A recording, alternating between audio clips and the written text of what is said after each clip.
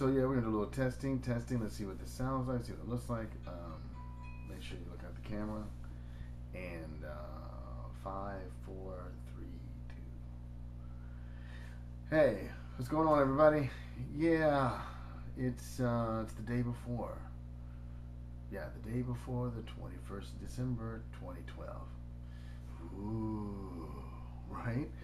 Yeah. Well, I'm not shaking in my bones at all. I'm completely relaxed. Um, and while I do feel it's definitely an important date, some important things happening, the end of the world is not one of them. But that said, in a different context, it is the end, the beginning of the end, we'll say, of a certain type of world that we've been living in. This is my belief that indeed there is the last. This is kind of like the last hurrah of some of the lower energies that have been permitted to cohabitate with us here on planet Earth, and that this plane of existence, our world, our planet, is moving into a new energy zone. A lot of you, of course, I know agree with me, and for others, this might be the first time they're hearing about this or even moving into this type of concept. And this particular message is for mainly for those of you who maybe haven't thought about something like this. So, as we've been going through time, and many times we've asked ourselves, how is this possible? Why do these things happen? It was because they were within the permitted parameters, we'll say, of allowable things to happen within the free will of human beings, because our free will is precisely the underlying rule of thumb. Sorry about that. Is the underlying rule of thumb in all of this, to the point where things had to be allowed to happen in order for us to see the consequences, work through the energies, learn the lessons, and ourselves, on our own, raise our vibration to where we say, you know what, we're not going to do this anymore, or we're not going to tolerate this anymore. Actually, it's a little bit of both, frankly, where things become unacceptable. And if you look over the history of time, of humanity, 5,000 years ago, not even that far, 2,000 years ago, we were a lot more violent than we are today. Even though some really violent, horrible things are still happening, if you think about the overall curve of humanity, without a doubt, we are less violent today than we were 2,000, 2,500 years ago. So therefore, as well, some of the messages that had to do with our spiritual evolution 25, 3,000 years ago no longer apply today. At least not to the majority of us. There's some out there who definitely still have to need to, get down the basics of, spirituality 101, thou shalt not kill, things like that, right?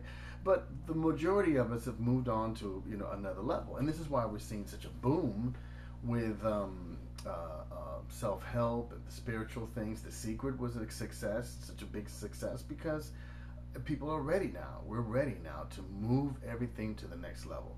And that's going to bring us this more of a utopian, if you will, type, so more hitting more in that direction. Truth be told, we've always been heading in that direction, but as you know, with any journey, it takes a little bit longer to see where, to see kind of like where one is headed.